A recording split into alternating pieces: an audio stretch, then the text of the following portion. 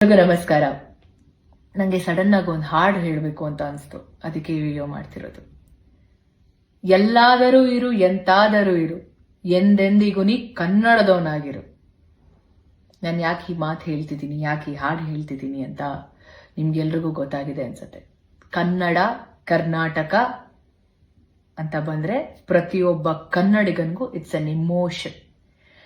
ಹಾಗೇನೆ ನಮ್ಮ ಭಾಷೆ ಬಗ್ಗೆ, ನಮ್ಮ ಕನ್ನಡ ಭಾಷೆ ಬಗ್ಗೆ ಯಾರಾದ್ರೂ ಒಬ್ರು ಟೀಕೆ ಮಾಡ್ತಿದ್ದಾರೆ ಅಂತ ಅಂದಾಗ ಸುಮ್ಮನೆ ಅಂತೂ ಕೂರಕ್ಕಾಗಲ್ಲ ಅಲ್ವಾ. ನಾವು ಕನ್ನಡದವರು ಎಂತ ವಿಶಾಲ ಹೃದಯದವ್ರು ಅಂದ್ರೆ, ಪ್ರತಿ ಭಾಷೆ ಸಿನಿಮಾನ ನೋಡ್ತೀವಿ, ಪ್ರತಿ ಭಾಷೆ ಸಿನಿಮಾ ಹಾಡುಗಳನ್ನ ಕೇಳ್ತೀವಿ, ಆರ್ಟಿಸ್ಟ್ಗಳನ್ನ ಎಂಕರೇಜ್ ಮಾಡಿ ಸಪೋರ್ಟ್ ಮಾಡ್ತೀವಿ, ಟೆಕ್ನಿಷಿಯನ್ಸ್ನ ಸಪೋರ್ಟ್ ಮಾಡ್ತೀವಿ. ಆದ್ರೆ ನಮ್ಮ ಭಾಷೆ ಬಗ್ಗೆ ಯಾರಾದ್ರೂ ಮಾತಾಡ್ತಿದ್ದಾರೆ ಅಂದಾಗ ಅದಕ್ಕೆ ನಾವ್ಯಾಕೆ ವಾಯ್ಸ್ ರೈಸ್ ಮಾಡಬಾರ್ದು?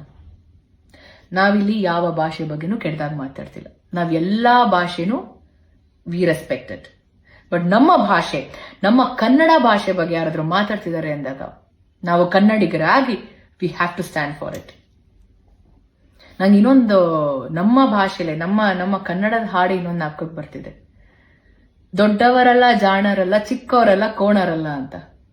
ಚಿಕ್ಕವ್ರು ತಪ್ಪು ಮಾಡಿದ ತಕ್ಷಣ ಸಾರಿ ಕೇಳೋವರೆಗೂ ಬಿಡಲ್ಲ ದೊಡ್ಡವರು.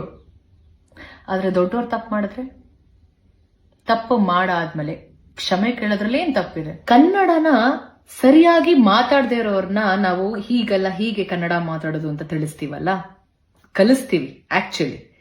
ಇನ್ನ ಕನ್ನಡ ಭಾಷೆ ಬಗ್ಗೆ ತಪ್ಪಾಗಿ ಮಾತಾಡೋರ್ನ ಏನಂತ ಹೇಳೋಣ?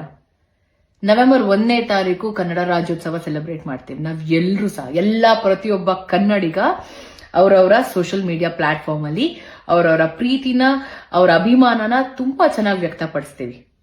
ಇವಾಗ ನಮ್ಮ ಭಾಷೆನ, ನಮ್ಮ ಭಾಷೆ ಮೇಲೆ ಇರುವಂತ ಪ್ರೀತಿ, ನಮ್ಮ ಭಾಷೆ ಮೇಲೆ ಇರುವಂತ ಗೌರವನ ನಾವು ತಿಳಿಸೋಣ. ಏನಂತೀರಾ?